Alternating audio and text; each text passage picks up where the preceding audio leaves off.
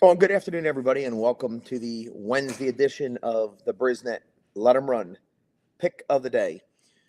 I'm your host, John, the traveling handicapper, back from a weekend in Saratoga. What a blast we had!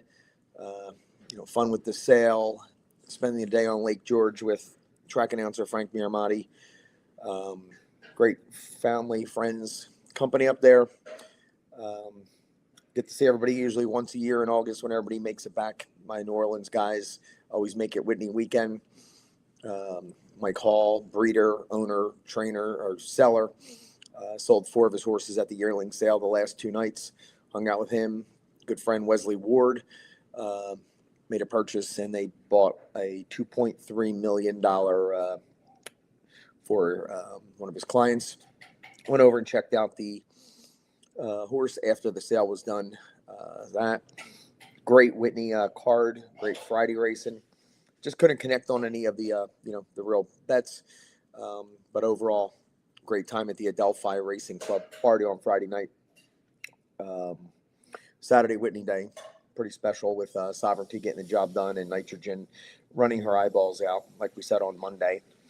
And then Sunday, a little bit with the card with the how the guys pulled one over. They shipped in and won those couple races at Saratoga and Monmouth. Until further investigation, we'll see what comes out of that. But they definitely pulled a good one over. So we'll see how that all shakes out. But getting to today's pick of the day. But before we do, let's thank our sponsors. Case's Pork Roll and the Vape Shop, local sponsors, have been with us since the start. And thank you for the continued support of the podcast. Also, BrisNet.com, the handicapper's edge for all your handicapping needs. Thank you to them. And let's move on to the BrisNet pick of the day. I'll get them up there right now. Monday's pick of the day, we took a chance while we were on Lake George, trying to beat that favorite. Favorite went off 1-5. We had an 11-1 shot, ran second. No match for the winner, who was clearly the best, and underestimated, how good that one was. So, but if you had a cold exacta, that paid would have paid $8 or something, 8-1 on that exacta. But 11-1, we ran second, paid $5 in the middle. Keep an eye on that horse that won. That horse was pretty darn good, and the way the track announcer Peter Aiello called it. Moving on to maybe bigger and better things. So that was Monday's recap. Today we are going to go with Horseshoe Indianapolis. My play is going to be in race 6.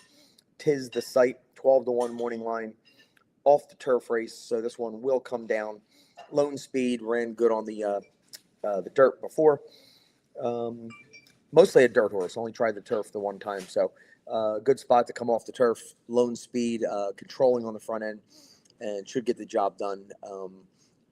12-1 morning line. Bonus pick, I'm going to give you a pick 3. Starting in the race prior, I think it's a 2-horse race, the 7 and the 8 on the outside. Single to the 1, the pick of the day. And then the favorite in the next race, the 8-horse, which should be pretty low odds. But, pick 3 there. If you play for $10, it's a $20 bet, 2 by 1 by 1. Bro's pick of the day, also at Indianapolis. And he is going with number 8 in the 8th. Race 8, number 8. So, let's see, Bro. Prayer Unbridled, 12-1 morning line. Ran well on the sloppy track. Could get the jump on the field. Lone E8 per BrisNet. So, that one should be another pace forward horse. And look, we could get the job there. So they do have a carryover today in Indianapolis. The pick 4 and the pick 5, close to 100,000 in each pool. So be dabbling the start of the pick 5, which is in race 5, which is the start of my pick 3. So maybe I'll go short early and then spread a little later. But it does look like a manageable sequence that you could dive into. Opposite of Saratoga, who has a $200,000 pick 6 carryover getting ready to start in a few moments. But the 6 races looked ultra tough. Couldn't narrow down a single. That's why I didn't make my pick of the day Did not make it at Saratoga today because I just couldn't lean on any one horse in any part of the race. So probably going to skip that pick 6 sequence there. Just too difficult, and maybe a small little shot at a more manageable horseshoe carryover. All eyes will be on Saratoga. We could dive in horseshoe and see if we could get the job done. Gave you 3 picks there, the first 3 races. And then Fred's pick of the day is also in there, the 8. Late in the card, I would use the 1 and the 3 in Fred's race, the 1, 3, 6. I also liked in his race, so I'll probably use 1, 3, 6, 8. And the last race, I could single the 6 in the last at horseshoe. If you wanted to go a little deeper, you could add the 12. Doubles the price of the ticket, but I think they're the only 2 in that race. The last race is 6, 12. Then the 8th race where Fred has the 8, I could use the 1, 3, 6, 8. Then I would single the 8 in the 7th race. Use the 1, my pick of the day there. But if you wanted to sprinkle a couple others, the 5, 12, and 13 also have a look. 5, 12, 13 in the 6th race. And in the start of it, I only went 7, 8. But if you wanted to spread a little deeper and go for a price, the 3 and the 9 have a look. So my A's would be in race 5, the 7 and 8. 3 and 9 sprinkled in, maybe some C's. Race 6, the 1 would be an A. 5, 12, and 13 would be the B horses. Race 7, single the 8. Other ones I could see having a chance are the 9 and the 11. 8th race, so 1, 3, 6. Add Fred's 8 in there, so 1, 3, 6, 8. And the last race, probably single the 6. But if your ticket was small leading in, add the 12 as a little bit more coverage. Or the way I like to play it, I would single the 6 in the pick 5 to make it manageable, and then cover with a late double if I was still alive, or some trifectas with the 12 on top in case he beat the single 6. So that's a quick look at horseshoe. Basically gave you some thoughts for the 5 races for the late pick 5. All right, we'll be back on Friday. Happy hour, 3 o'clock.